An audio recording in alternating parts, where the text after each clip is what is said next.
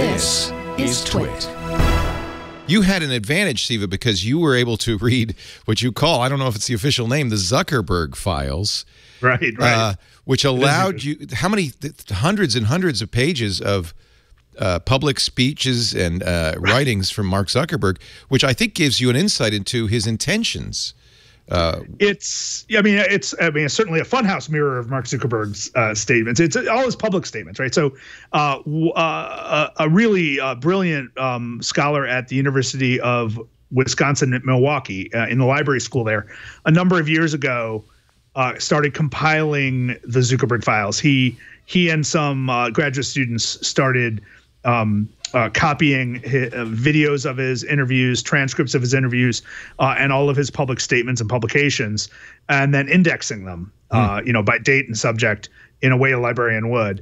And if you want to do research with the Zuckerberg files, you send a letter, you send an email explaining what your research project is, and you get a password and you get into it. So I spent many weeks going through statements.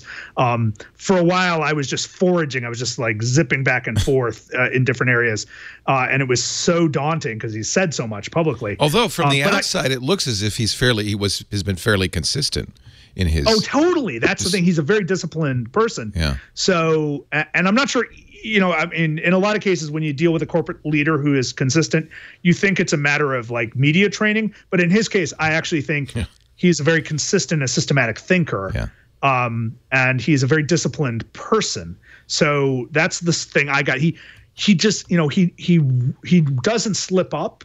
And he's a deeply sincere person. So I noticed like themes and consistencies across the statements that he was making, and from that I felt safe pulling out a sense of what he wanted for his company and what he saw in the world. Now, of course, I would have preferred if he had given me 8 hours, but that wasn't going to happen. And did you talk to him at all about this book? No, I didn't talk to anyone at Facebook, and that's not unusual.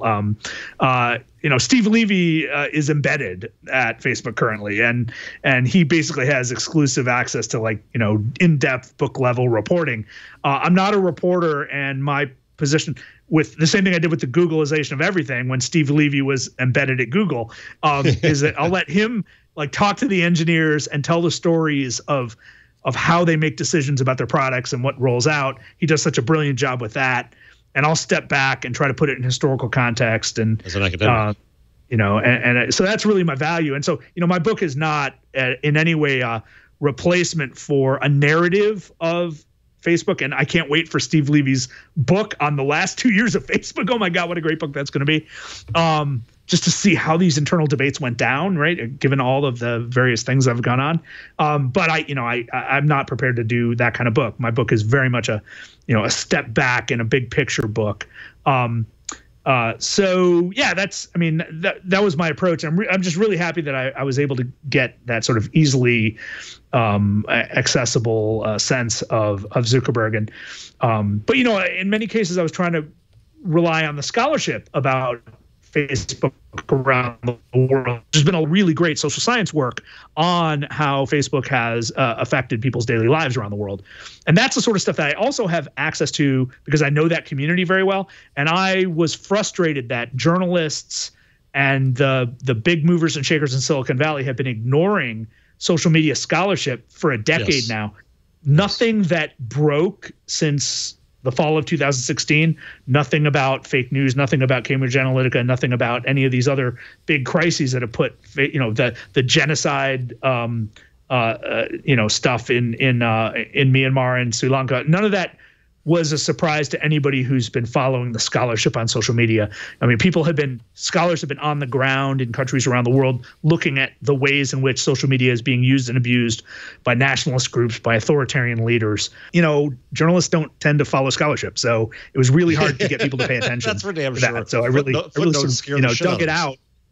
Yeah, once it all broke into the news, it became obvious. But I started this book long before any of these news stories broke. And I just got caught up in this wave. All of a sudden, everything I was typing, the next day I would open the paper and there'd be a story in the Times or the Guardian that exemplified a lot of what I was talking about.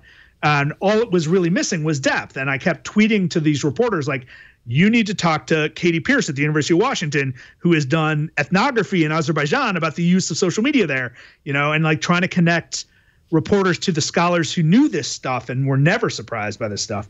And it's a long haul. But it's just one of those duties I think I have. I'm fortunate among social media scholars that I have a public voice and a public face, and so I try my best to connect interested people to the work of people like Katie Pierce and Michael Zimmer at University of Wisconsin-Milwaukee.